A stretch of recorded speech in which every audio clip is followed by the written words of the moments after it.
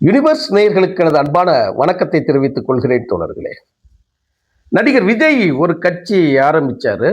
விக்கிரவாண்டியில அந்த வி அப்படிங்கிற எழுத்து வரக்கூடிய இடத்துல இருந்து கட்சியை துவக்கினாரு. 2-3 ஆண்டுகள் அப்படியே போய் நிறைய கேமராக்கள் எல்லாம் நடந்தது. அந்த கேமரா ஷோலாம் முடிஞ்ச உடனே இப்போ சட்டமன்ற தேர்தலில் நின்றுட்டாரு. இப்போ அவர் ஜெயிச்சிட்டார் நினச்சிட்டாங்க. ஜெயிச்சு முடிச்ச உடனே ரிசல்ட் வந்து அடுத்த மாதம் மே மாதம் 4ஆம் தேதி வெளிவரப்போகுது. ஆனால் அந்த மே 4ஆம் தேதி அமைச்சரவை யார் யார் அப்படிங்கிறது ஒரு பட்டியலை வெளியிட்டாங்க. எனக்கு 2-3 நினைவுகள் வருது. முக்கியமான காணொலியாக இந்த காட்சியை நான் பேசுகிறேன் தோழர்களே. ரொம்ப முக்கியமானது. எப்படி கேட்டீங்க அப்படின்னா, இதே மாதிரி விஜயகாந்த் ஒரு பட்டியல் வெளியிட்டார். அதை அறிவித்தது யாருன்னு கேட்டீங்கன்னா சுதீஷ். இன்னைக்கு ராஜ்யசபா உறுப்பினராக இருக்காங்க இல்லையா, அவங்க தான் சுதீஷ் அறிவிச்சார் பட்டியல், அமைச்சரவை பட்டியல். அப்போ ஒன்று நடந்தது. சரி, இது என்ன போய் எல்லாம் பேசுவீங்க, நீங்கள் எல்லாம் கேட்டிருப்பீங்க, வச்சுருக்கீங்க. நான் தான் காட்டுறேன். இதுதான் விஜய் வெளியிட்டுள்ள அறிவிப்பு பட்டியல். அவர் அந்த என்ன அறிவிச்சிருக்கிறாருங்கிற செய்தியை சொல்கிறேன் பாருங்களேன். உள்துறை அமைச்சர் மகளிர் நலன் குழந்தை மேம்பாடு, இது ரொம்ப முக்கியமானது. விஜய்க்கு வந்து ரொம்ப முக்கியம். ஏன்னா குழந்தைகளை வந்து பராமரிக்கிறது இல்லையா. பெத்த பிள்ளைய ரோட்டில் விட்டு போட்டு, கெட்டின மனைவியை ரோட்டில் விட்டு போட்டு, இவன் வந்து மகளிர் நலனா. அவருடைய மனைவி கோர்ட்டில் நீதி கேட்டு என்ன குடும்பத்திலிருந்து வெளியே தள்ளுறாங்க. 4 ஆண்டுகளாக 5 ஆண்டுகளாக எங்களுக்குள் எந்த விதமான குடும்ப உறவுகளோ எங்களுடைய குடும்ப தொடர்போ கிடையாது. நாங்கள் சட்ட நிபுணர்களை வைத்து ஏற்கனவே 2 பேரும் முறைப்படியான பேச்சுவார்த்தையை துவங்கி அது முடியாத காரணத்தினால்தான் நான் நீதிமன்றம் வந்திருக்கிறேன் அப்படின்னு சொல்லி கட்டிய மனைவி என்னை வீட்டை விட்டு வெளியேற்றுகிறார். குடியிருக்க வீடு கூட கொடுக்கல அப்படின்னு கண்ணீரும் கம்பளையுமாக நீதிமன்றத்தில் வந்து நிற்கக்கூடிய சங்கீதா என்ற பெண், அவருடைய மனைவி ஈழப் பெண்ணை திருமணம் செய்து ஏமாற்றி தெருவில் விட்டு விட்டு இவன் வந்து என்ன இருக்கா, முதலமைச்சர் ஆன உடனே நேரா மகளிர் நலன். சூப்பர்ரா. ஆனா திரிஷாவை கூட்டுக்கிட்டு ஒரு ஊரா சுற்றுவான், திரிஷாவை கூட்டுக்கிட்டு கல்யாணத்துக்கு வருவான். இது பழைய செய்தி நினைக்கிறேன். அவங்க அறிவிச்ச செய்தி தாங்க நான் சொல்றேன், புதுசா எதையும் சொல்லலை. அவங்க அறிவிச்ச செய்தி தான் மகளிர் நலன். 2வது குழந்தைகள் மேம்பாடு. அது கரூரில் நடந்துச்சுல்ல, துள்ள துடிக்க கொலை இறந்து போய் முடிந்த பிறகு வந்து வெளியே கூட கேட்க விடாமல் வந்து குழந்தைகள் மூலமாக ஓட்டு கேட்க வைக்கக்கூடிய ஆற்றல் எங்களுக்கு இருக்குன்னு சொன்னாங்க இல்லையா, அது மாதிரி குழந்தைகள் நலனா. இன்னொன்று ரொம்ப விளையாட்டுத்தனமாக ஒன்று இருந்தது பார்த்தீங்கன்னா, ஆண்டிப்பட்டியில் ஜெயித்த லெஃப்ட் பாண்டி, அந்த நரின்னு சொல்லி கேரக்டர்லாம் வரும் இல்லையா, திருப்பாச்சி சிவகாசி படங்கள்லாம் வரும் இல்லையா. லெஃப்ட் பாண்டிங்கிறவர் வந்து சட்டத்துறை அமைச்சரா. அவங்க அது எங்கே ஜெயிச்சிருக்கிறாரோ ஆண்டிப்பட்டியில் ஜெயிச்சவரா லெஃப்ட் பாண்டி. சோழவந்தன் கருப்பையா வந்து ஊரக வளர்ச்சித்துறை, நெடுஞ்சாலைத்துறை, ரொம்ப முக்கியமானது நெடுஞ்சாலைத்துறை. அது இனிஷியலோட RS முருகன். இந்த RS முருகன் யாருன்னு தெரியுமா? தமிழ்நாட்டில் மிகப்பெரிய கான்ட்ராக்டர். அவர் மீது ஏகப்பட்ட வழக்குகள் உண்டு. அண்ணா திராவிட முன்னேற்ற கழகத்திற்கும் ஆளுங்கட்சிக்கு ரொம்ப நெருக்கமானவர். ரொம்ப ரொம்ப நெருக்கம். மாபெரும் பணக்கார், ஊழலில் திளைத்தவர் என்று சொல்லக்கூடியவர். அவர் மீது வழக்குகள் கூட வந்திருப்பதாக செய்திகள், பத்திரிகை செய்திகள், நம்ம புலனாய்வு பத்திரிகையில் இருக்கக்கூடிய செய்திகளை சேர்த்தான் சொல்றேன். அவர் பேரு RS முருகனை நெடுஞ்சாலைத்துறைக்கே அமைச்சராகிறாங்களாம். ஊழலை ஒழிக்க வந்த உத்தமன். தன் வீட்டு காருக்கு வரி கட்ட மாட்டேன் என்று நீதிமன்றம் என்று அந்த நீதிமன்றத்தால் செருப்படி வாங்கிட்டு வந்த விஜய் சொல்றாப்புல அறிவிக்கையான். அதை விட ரொம்ப முக்கியமா தெரியுமா, ரொம்ப முஸ்தபா சத்துணவுத்துறை, சத்தியபாமா வேளாண்மைத்துறை. அது சரி சரி, இவருக்கு என்ன, கூப்பா கிருஷ்ணனுக்கு வருவாய்த்துறை. ரைட்டு, கர்மாந்திரத்தை விட்டு தொலைவை விடுங்க. முதலமைச்சர் இது ஒரு கர்மாந்திரம், விட்டு தொலைவுன்னு வைங்க. இவங்க என்ன நினப்புகளில் இருக்காங்கன்னு பாருங்களேன். முதலமைச்சராகி அமைச்சரவையெல்லாம் வெளியிட்டு மே 4ஆம் தேதி இவர் எங்க இருக்காரு? மே 4ஆம் தேதி திரிஷா பிறந்த நாள். திரிஷா யாரு, யாருக்குன்னு ஊருக்கே தெரியும். திரிஷா பிறந்த நாளுக்கு இவர் எங்க போறாரோ, ஆஸ்திரேலியாவில் போய் குடியிருக்க போறதாக செய்தி. கழிக்கிறதுக்கு என்ன கருமத்தை கழிக்கங்களோ விடுங்கள் வைங்களேன். அவங்களுக்காக திரிஷா பிறந்த நாள் அன்று இவருக்கு வெற்றி செய்தி வந்து முதலமைச்சராக பதவியேற்று விட்டார்னு ஒரு நிகழ்ச்சியை போட்டு விட்டுருக்கிறாங்க. இவங்களெல்லாம் என்ன செய்யறது? எந்த நாட்டில் இருக்கிறாங்க? ஏற்கனவே நான் கடந்த காணொலிகளுக்கு முன்னால் நான் போட்டிருந்தேன், 2 காணொலிக்கு முன்னாலே நான் போட்டிருந்தேன். வீட்டை விட்டு வெளியே வந்திருக்கக்கூடிய இந்த குழந்தைகளை, இந்த தொண்டர்களை, இந்த தம்பிகளை, இந்த பெண்களை நாம் அரசியல்படுத்த வேண்டிய கட்டாயம் நமக்கு இருக்கிறது. அது ரொம்ப முக்கியமானது.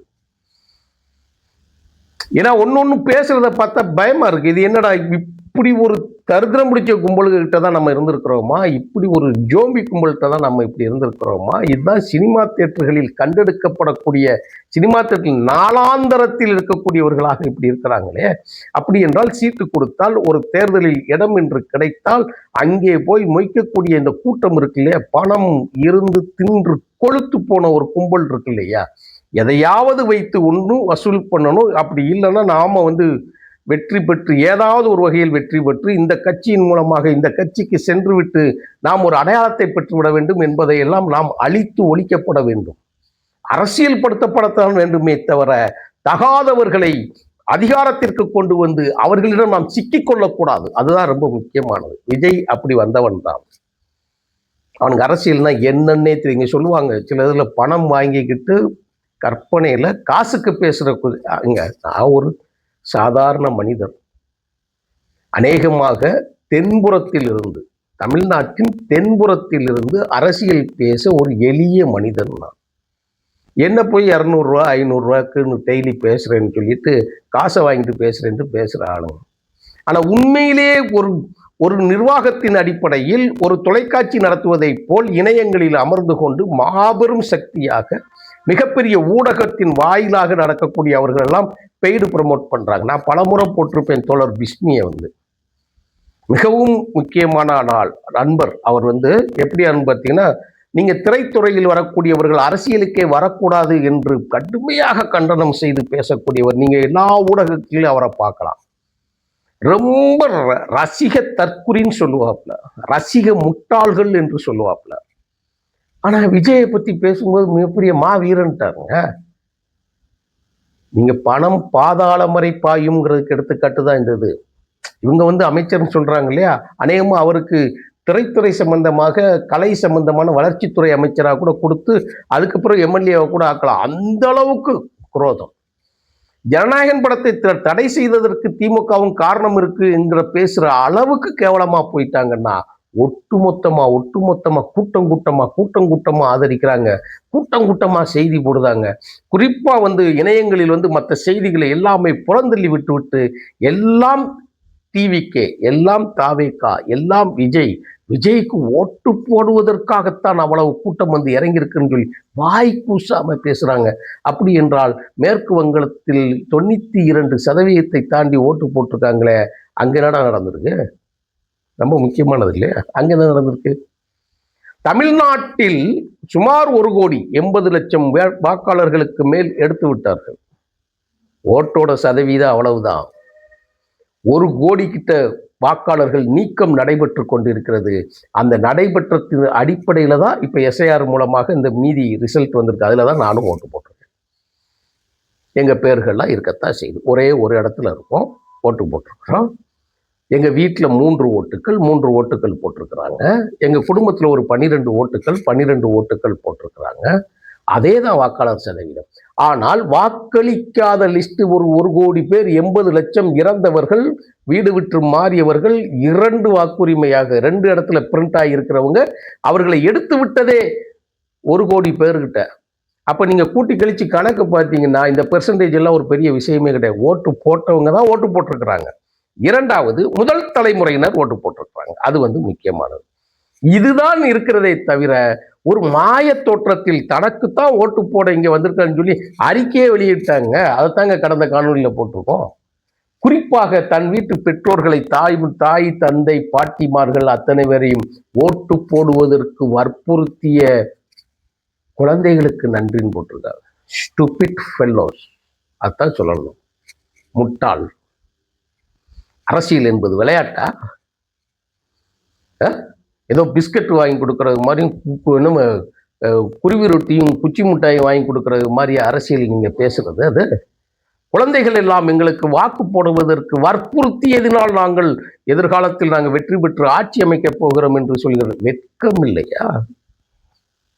எவனோ ஒருத்தன் சம்பாதித்த பணத்தை, எவனோ ஒருத்தன் அள்ளி முடித்து கொண்ட ஒரு பணத்தை கொண்டு வந்து நீங்கள் ஆட்சி அதிகாரத்தை கைப்பற்றி விடலாம் என்ற மமதையில் ஆளுங்கட்சியோடு உங்களுக்கு இருக்கக்கூடிய ஒரு முரண்பாடை வைத்துக் கொண்டு தமிழ்நாட்டிற்கு துளியும் பயன்படாத, தமிழ்நாட்டுக்கு எவனென்றே தெரியாத ஒரு அல்லக்கை ஆதவ் அர்ஜுனா என்கின்ற ஒரு பொறுக்கியை தலைவன் ரேஞ்சுக்கு அவன் கண்ணீர் விடுறாங்க. அந்த கண்ணீர் அப்படியே க்ளோஸ்அப்ல கொண்டு போய் மீடியாக்கள் காட்டி வெளியே போடுறாங்க. அப்ப நீங்க எவ்வளவு பணம் கொடுத்துருக்கிறீங்க, நீங்க எவ்வளவு செலவழிச்சு நினைக்கவே பயமா இருக்குங்க. அரசியலை எவ்வளவு கேலி கூத்தாக்கி விட்டாங்க பாருங்க. அதற்காகத்தான், இந்த எச்சரிக்கையை செய்வதற்காகத்தான் ஏதோ பார்க்கின்ற தோழர்கள் 4 பேருக்காவது ஒரு விழிப்புணர்ச்சியை கொடும் என்பதுதான். இந்த தொண்டைக்குழி ஜீவன் இருக்கிற வரை எங்களைப் போல ஆட்கள் பேசிக்கொண்டே இருக்கிறோம். ஒரு 50, 100, 500, 1000 பேர் போய் சேர்ந்து விடாதா என்கின்ற கணக்கு தான், வேறு ஒன்றும் இல்லை. ஆகவே தோழர்களே, ரொம்ப முக்கியமாக நான் திருப்பி சொல்லக்கூடிய வார்த்தை, அரசியலை விளையாட்டாக எண்ணிவிடாது. நாம் இதுவரை கட்டி காத்த அந்த ஆளுமைகள் மட்டுமல்ல, இதுவரை கட்டி காத்து இருக்கக்கூடிய நம்மளுடைய நிலம், நம்மளுடைய மொழி, நம்மளுடைய வளர்ச்சி, நம்மளுடைய கல்வி, வேலைவாய்ப்பு எல்லாம் தவிடுபடியாகி 500 ஆண்டுகளுக்கு பின்னால் நாம் போய்விடுவோம் என்று கடுமையாக ஒரு எச்சரிக்கை கூட எடுத்துக்கொள்ளுங்கள். ஆபத்தான கட்டம். அதை தான் நம்ம ரொம்ப முக்கியமானது. இதிலிருந்து நாம் தப்பிக்க வேண்டும், எதிரிகளிடமிருந்து தப்பிக்க வேண்டும். மீண்டும் எச்சரிக்கிறேன் தோழர்களே, கவனம், மிகவும் கவனம். பாதுகாப்பாக இருங்கள். நன்றி, வணக்கம் தோழர்களே.